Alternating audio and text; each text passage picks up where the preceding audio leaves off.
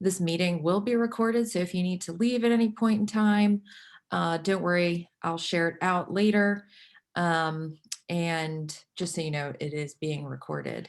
And feel free to eat lunch. And thank you so much for joining. I'm really excited about this. This is a long time coming, and please, I want to keep this casual and conversational.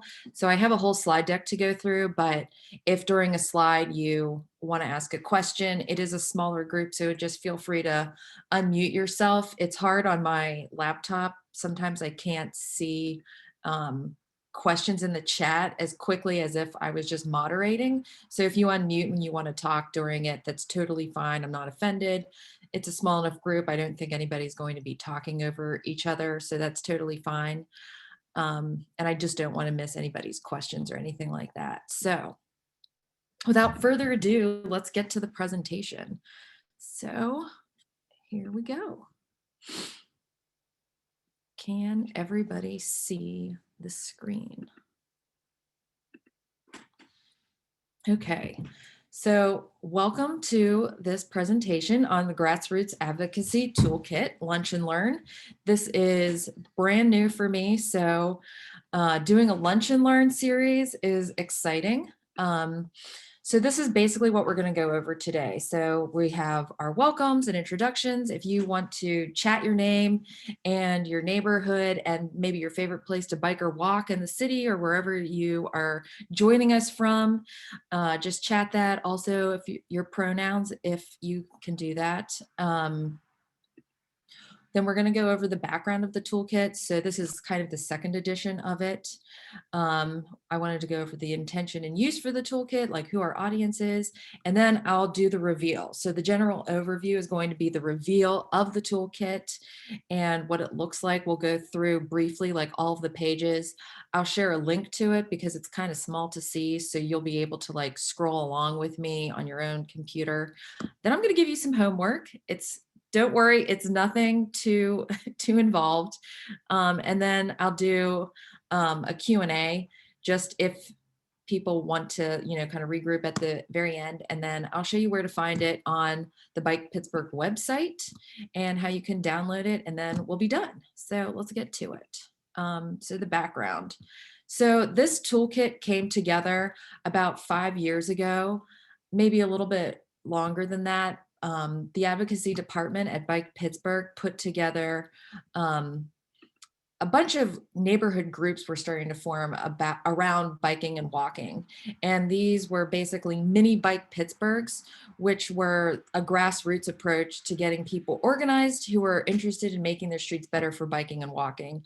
I know a lot of you on this presentation today are part of one of these mini, neighborhood bike and pedestrian advocacy groups, so you're well familiar with what I'm talking about. But they've been around for almost a decade now, which is really exciting.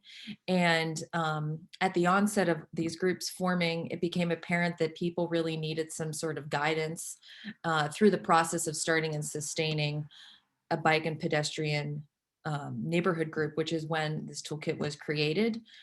Today we have around 20 of these groups all over the city and surrounding municipalities, and every year we usually grow by like 1 or 2 groups. And so last year, 2020, we updated the original toolkit, and today we are revealing the new version for what we went through and updated last year.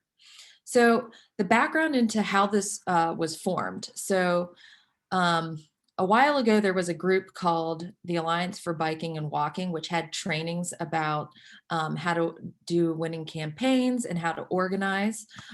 There's also the Midwest Academy, which does similar organizing trainings. We also crowdsourced our knowledge from our work working with the city and municipalities. And then we also have attended and shared resources with other nonprofit bike ped groups. So the Bike Pittsburghs of Seattle or California and different cities do similar trainings that we put on here, as well as they've made resources similar to this, but we took those materials and trainings, and that's how we got the content for this workbook. And so we kind of, what we did was pare it down into very digestible, um, like nibbits. Sorry, I'm trying to admit some people. Whoops, no, let me go back here. So, okay. So we took this information, turned it into easy to understand instructions. The first edition of the toolkit was great, but there's been a lot of updates and resources that we wanted to share now. And so this updated version includes a lot of new graphics, charts, and resources. And it is a living and working document. So we always want feedback from the community to tell us what you would like to see or what could be updated and included. So moving on to the intended user. So this toolkit is intended for people like you who are on this call who want to start or sustain a bike and pedestrian advocacy group for their neighborhood and their community. It's also made for people who want to work on making changes for their neighborhood from the grassroots level. So maybe you aren't specifically interested in biking or walking, you could still use this toolkit for any grassroots organizing that you're doing. And the intended audience is for resident advocates. While maybe you are like on the board or something of a municipality or on the city or something like that, this is really starting from the bottom up, not from the top down. And so now I am happy to present the toolkit to you all. Let me just get the link so you can actually have it. Whoops. Sorry, this is a little clunky here. It's just a little hard to do things on a laptop, but here's a link to the website where you can find the toolkit and download it, because I know it is such a small such a small screen. Doing this on here, I think you'll find it easier to view the pages if you download it yourself and look at it on your own laptop, just because it is so small and I don't want people to not see it. So getting back to the actual toolkit. So this is the title page. We wanted to make it really pop and have a lot of energy and feel engaged. I also wanted to make sure that we included all of the types of people that you see out on the street, making sure there are people who are biking, walking with a dog, kids, elderly, young people, all ranges. And so that's how we came up with this new and improved title page. So for the introduction, we just really wanted to say how happy and excited we are to work with everybody. And we genuinely want you to reach out to us for anything at all so that we can help you and answer any of your questions. This toolkit is really a labor of love, and we really care deeply about helping everybody to make those streets better for biking and walking. And so we are super excited to have this for everybody. Getting started before you even start your own bike ped group, it's important to maybe talk to other people who are already doing it and see what they're doing so you can get an idea of the amount of work it is involved, or how other people have structured it. I just wanted to point out that even during COVID, new groups have continued to form. Last year, about 2 new groups have formed, and there's maybe about 2 new groups that are forming this year. It's all very organic.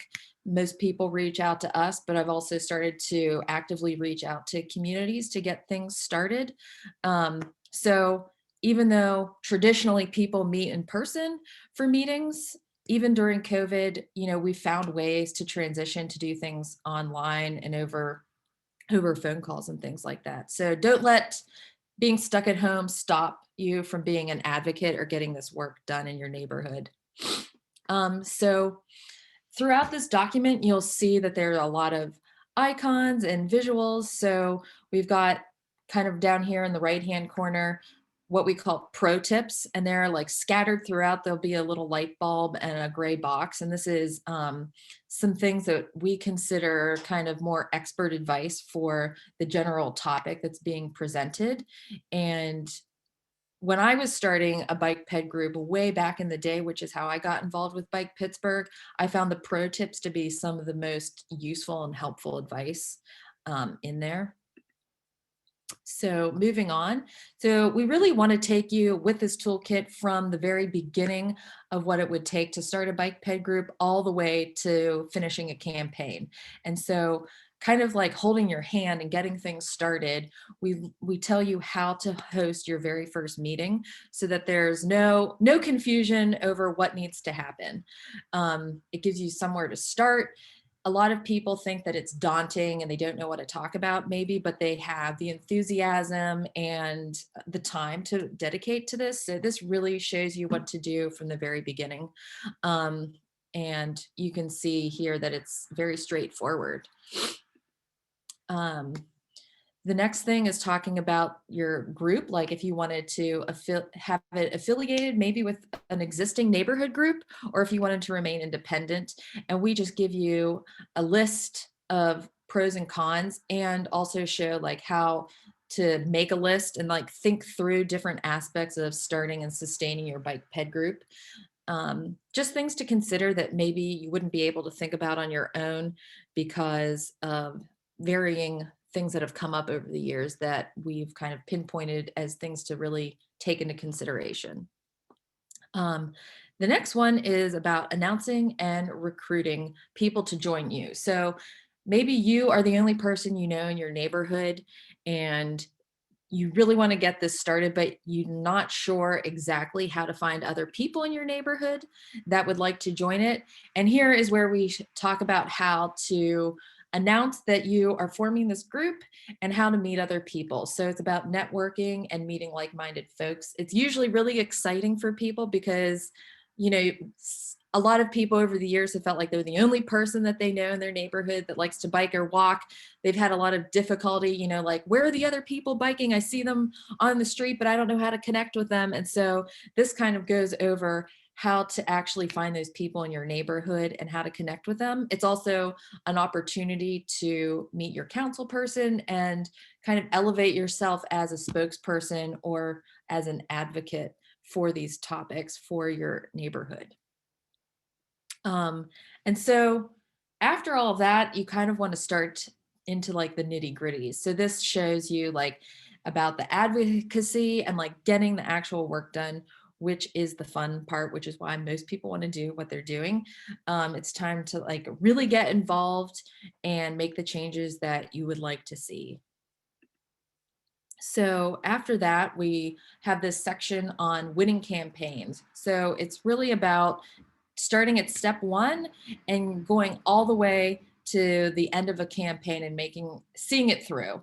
So this shows you like the steps to a winning campaign, which we break out at different times throughout the year into workshops. So this is part of our advocacy department now, and hosting workshops where we dive into all of these subtopics and give really in-depth presentations on what each of them mean. But in this toolkit, we just give a general overview to help you get started and really think through this process. Here you can see that we have one of the graphs for how to do a SWOT matrix, which is identifying your strengths, weaknesses, opportunities, and threats. And, you know, this can be applied to so many things. If you went to business school, you've probably seen it as a tool, but here it's really talking about, you know, looking at your group and figuring out what your group has amongst your members and maybe externally that you can really bring to the team and like think through all of the campaigns or different projects that you're working on. This next page goes into really identifying who in your community has the power to make the changes that you want to see. So it's nice to really like lay it out in these graphs and think through the whole process. As you can see too, like we've hopefully made more engaging pictures that make you think of ways that you could start to strategize or communicate and do this stuff. Um, you know, there's kind of like the traditional, as you can see here, like the sticky notes and get a piece of paper out. But it really does help to think through things when you lay it all out and you can see it in front of you versus just a thought in your head. And it also helps everybody in your group get on the same page. So this next section on tactics and timelines, this is usually where most people start with their projects, but as you can see, this is number 6 in the process of creating a campaign. And the tactics are really the fun stuff. So this is where you would maybe get a petition and get people to sign it, where you would want to have a bike ride to get people out to experience the street and see what it's like to be on the street. And this is really what a lot of people like to spend their time on, but we show you like how this section fits in with the whole rest of campaign building and within your bike ped group. We also talk about managing resources and, you know, ultimately like how do these tactics and actions I play into making the changes that you want to see by identifying and tailoring them to fit the person who ultimately has the power to make the change that you would like to see. So there's that. And then finally, what we get into is how can we help? So how can Bike Pittsburgh really help you? And this lays out a bunch of resources that directly come from Bike Pittsburgh, you know, internally from our organization. So we have this toolkit, as you can see. We also have a civic calendar, which you can find on that link that I chatted in the chat box. It's on our Become an Advocate page. I have a bunch of resources listed there. I also have a list of all of the existing bike and pedestrian groups that are out there. You know, I attend everybody's meetings as best as I can. There's only one of me, so I try to make it to everybody's, but sometimes, you know, I just can't. But that is something that we offer is I attend your meetings. I'm also here to help you walk through any campaign that you would like to create for your neighborhood. We have a whole other workbook that takes you through a winning campaign from start to finish. So I'm there to help you do that. I host quarterly all neighborhood meetings. The next one is going to be on March 9th. And this is where in pre-COVID times, we would pick a location and it would be a very social event. People would get together as a way to meet other advocates around the city and surrounding municipalities. And I usually bring in a guest speaker too, to talk about an issue that people are having or a timely topic. Right now they're all virtual, so hopefully that means that more people can join. The attendance has been up. If you're doing an event out in your neighborhood, we also have the I Heart My Bike photo booth, which is available, which is that backdrop that has like the heart in the back and you can take a picture with your bike. It's a way for people to index their bikes. So if they're ever stolen, you have a photo representation of you with your bike. And we teach you how to find the serial number for your bike and index it. And that's a really popular thing to bring out into the community. We also have a radar gun. So with the radar gun, you can point it at cars and get the speed. So if you wanted to bring awareness to speed or traffic, that's something that we offer. We also do our publications. So we have the bike map, which we update every 2 years. We also have a bike 101 guide, and we also made some advocacy postcards. So any of these materials are available to your groups. You just have to get in touch with us and tell us how much you would like, and you can give them out. We offer city cycling classes. I myself personally am a league cycling instructor, so I am able to come out to your neighborhood and help teach classes for getting people to feel confident with biking in the city and handling their bike. Something else that's always available is if you have something going on in your group or you just want to make an announcement about something, you can always write a guest blog. So if there's a topic that you would like to see being talked about, we welcome you to write guest blog posts for us. And then we have connections to elected officials and city planners, which you may or may not have. for your group. So we're happy to make those connections. And then the press and our social media. So we can tweet out a lot of stuff on our Twitter and kind of connect you with those types of things. So if there's anything else that we're missing, you can always ask, or if you've thought of something else, we're more than happy to help you and your group figure anything else out that maybe goes beyond those. But those are always resources that we offer here at Bike Pittsburgh. And then on the other side, you can see under the tools, these are things that go beyond what we have in the office, which is basically 311, which is reporting concerns, and then the suite of stuff that comes along with a free Google account, which is really helpful. And I think most groups at this point use these tools to really stay organized, especially as people come and go, groups ebb and flow. It's nice to have all the documents in one place that can be easily shared. And then we just kind of talk about other resources out there for you to help your group stay organized and or get started. And then just to conclude right here, you can see that we also have a page of references and guides.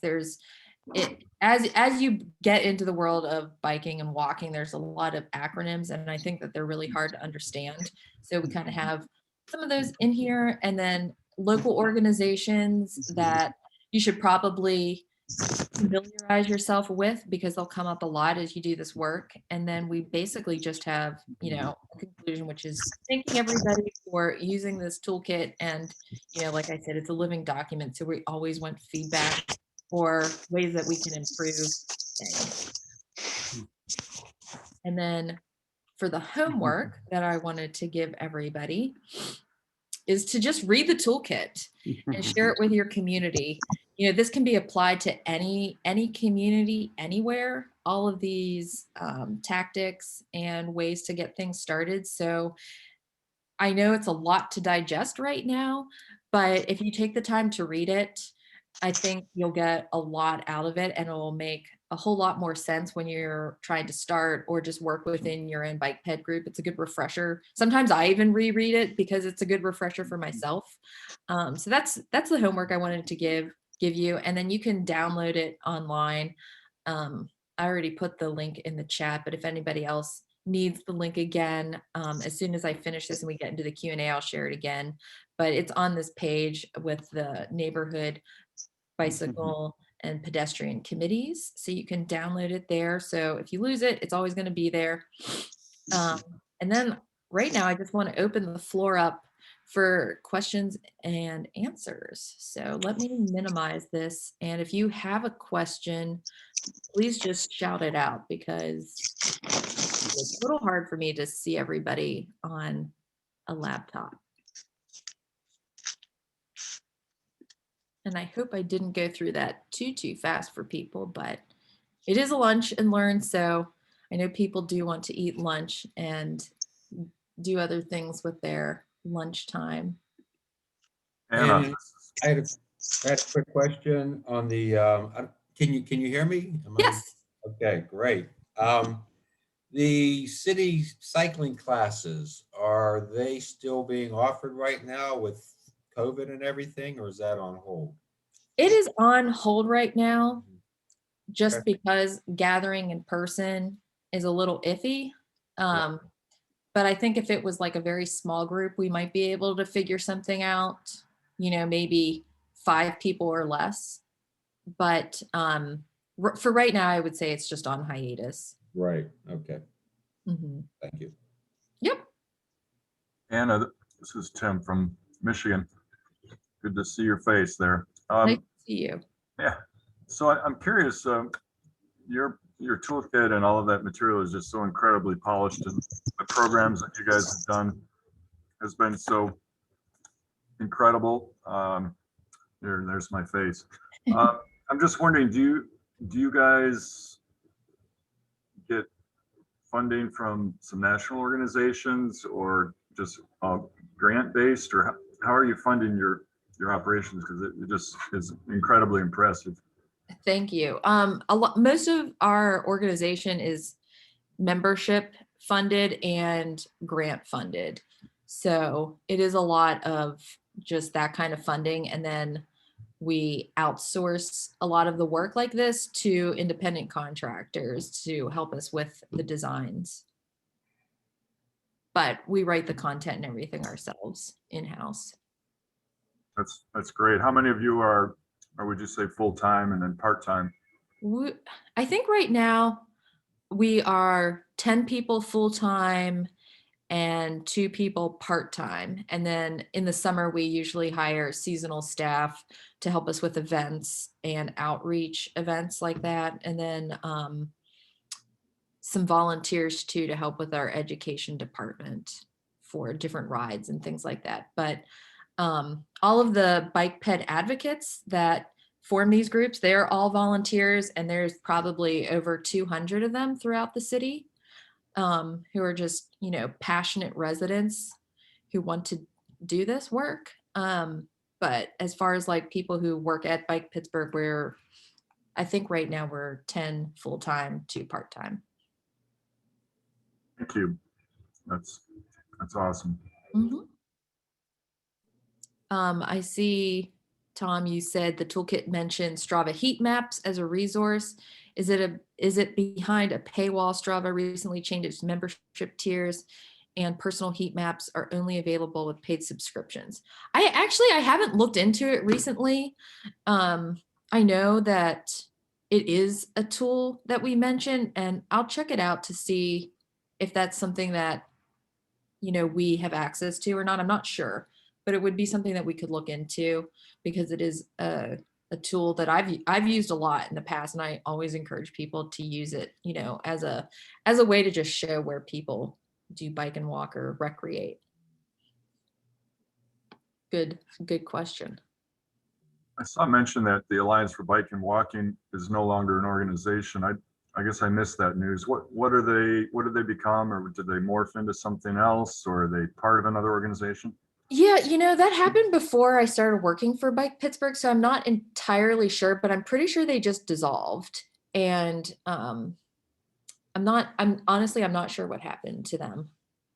But we still have like a lot of their resources saved and things like that. So if you are looking for maybe like some old resources, I could connect you with my boss who did the training and went through all of that level of expertise. Okay. Thanks. Mm-hmm. Yeah, the Cascade Bicycle Club in Seattle also does a really robust training, which is basically the same training that the Alliance for Biking and Walking put on. And that's also a place where we got a lot of our resources and information from over the years, as well as transportation alternatives in New York City. They have a very similar toolkit and grassroots organizing PDF that you can download or ask them for their trainings. And it's a really comprehensive, really good.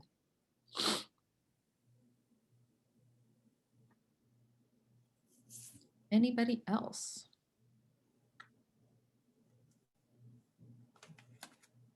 Happy to answer any questions about anything. I have a question for you. Yeah. Go ahead, Keith, and then Dave. Yes. Hi, I'm Keith Webb. I'm from We Are Traffic out of Toledo, Ohio. And I'm wondering how you manage your bike rack projects as far as interacting with, the different local municipalities and, basically, how you're best able to achieve a win, because I think that also provides some funding as well. Is that correct? Yeah, so our bike rack program right now, our business manager deals with those and gets quotes with Darrow to install them. Inside the city, it's all through a city contract and like working with the city for permits and stuff like that. And so within the city, that's how it operates and how we get things put into, into the ground and laid out. In municipalities, a lot of it has to do with people making contacts with the businesses themselves. And it just depends if it's on public or private property. So if it's on, property that's owned by the building, people usually make that connection with the property owner and then work with us to get a quote with the bike rack dealers. Sure. Is that Lou Feinberg that you work with? Yes. Yeah. So, and just out of curiosity, lastly, do you actually do any installs, or do you leave that up to the individual business or entity to do? We have, I would say, if you reach out to me, I'll connect you with our business person. But I believe what happens is that we have a contractor that we work with for the install, who I'm not 1,000% sure on the details, but I believe is also some people that help install our bike share system. Sure. Okay, I'll reach out to you separately, Anna. Thanks so much. Yeah, I'm happy to connect you. So back to Tim's question, just a quick internet search that the Alliance folded in 2016, and all of their information got absorbed and is archived with the League of American Cyclists. Great. Thanks for that, Dave. Good to know. Yeah, the League of American Bicyclists, if people aren't familiar with that organization, is also a really good resource. They have toolkits for how to do bicycle-friendly communities, bicycle-friendly businesses, bicycle-friendly universities, you name it, they kind of have a guide for that level of intricacy. From Bruce in the chat, how do our groups establish legitimacy with the city or municipalities who ultimately control and decide infrastructure projects?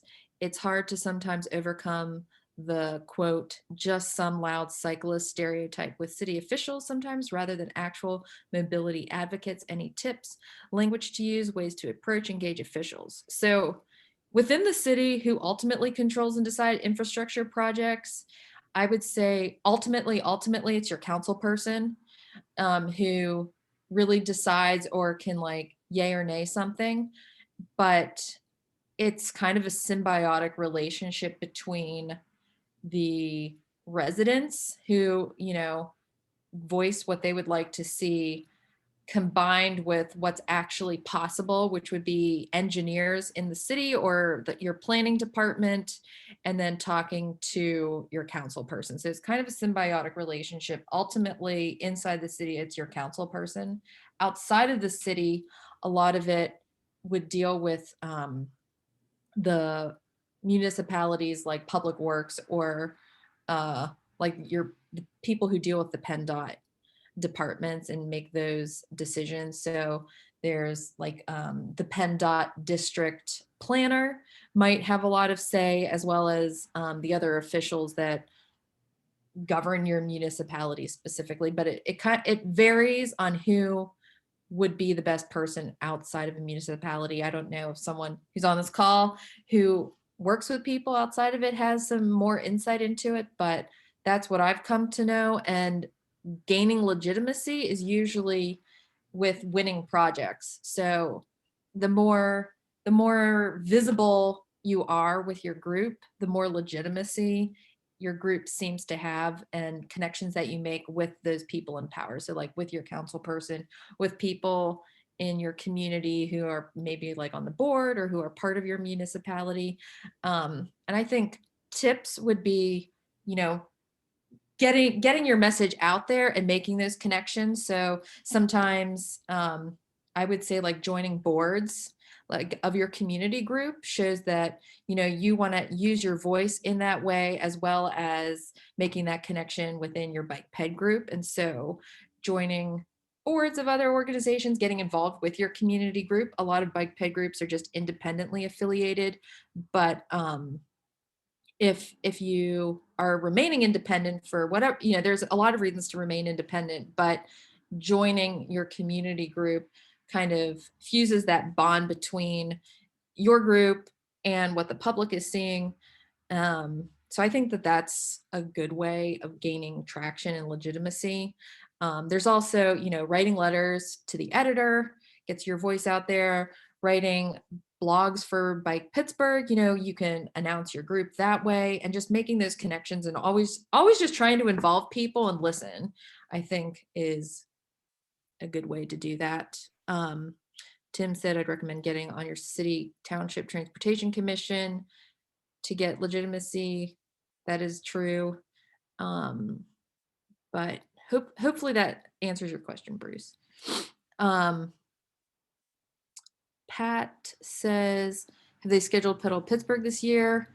I believe they have. I believe it's like usual, the last Sunday in August. I think it's going to be pretty similar to last year, though. It's going to be a virtual event, depending on, how the pandemic pans out.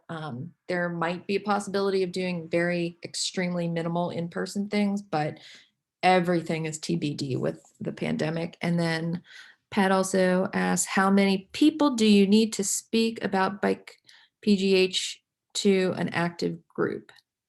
I think I need you to elaborate on that a little bit.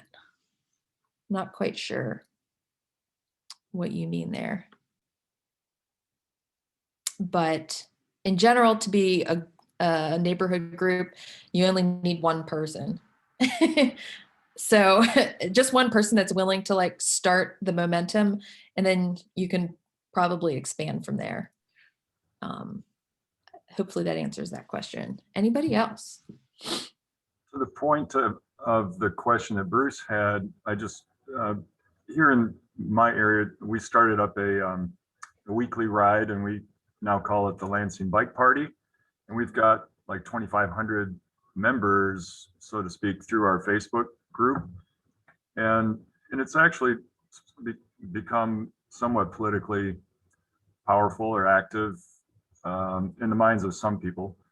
So, that's another way to just turn a active group of riders into a voice, when you can say, hey, we've got 2,500 members who are very interested in XYZ, or you can poll those members. You can really use that to your advantage through a group of just social bike riders.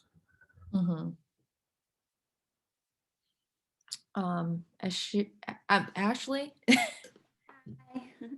I'm Ashley Molinaro. I just wanted to say thank you so much to Bike Pittsburgh for always including the adopted athletes in your advocacy work.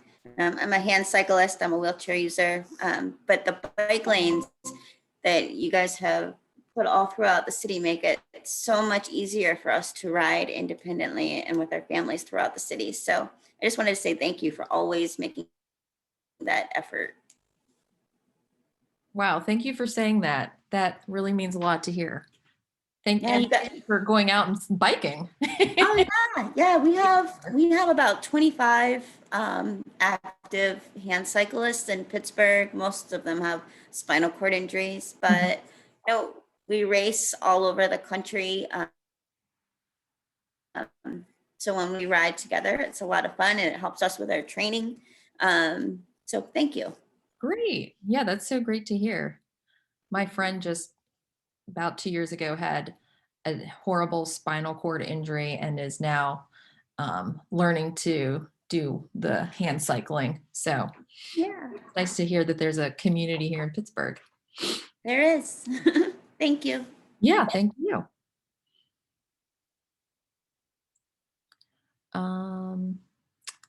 Pat said you'd be available, and would you be able to come to Delmont or Greensburg by Zoom? Yes, of course. Just reach out to me. I'll chat my email. It's just anna@bikepgh.org. Feel free to reach out.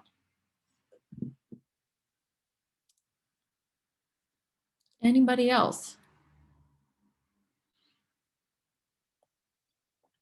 I want to just say thank you so much for attending. This toolkit really was a lot of work and also a lot of fun to put on. And I really hope ultimately the goal is to make it usable and user-friendly for all of you. So if there's anything that you see in there that needs fixed or you would like added or anything like that, we're all ears, and it's by no means, something that's just going to sit around and never be used. So please share it, and have a nice rest of your day. And and I guess I should announce too that there are going to be this year a series of advocacy workshops. I should plug my own stuff. Starting next Wednesday on the 17th, we're going to have a workshop on membership and how to sustain and include members and like programming, messaging, emailing, all that kind of stuff. Our membership and outreach coordinator at Bike Pittsburgh will be sharing her expertise about how to engage your members. So join us next Wednesday at 5 p.m. For that workshop. So thank you. No one else has a question. I'm going to end this meeting. Thank you. Yep. Bye-bye.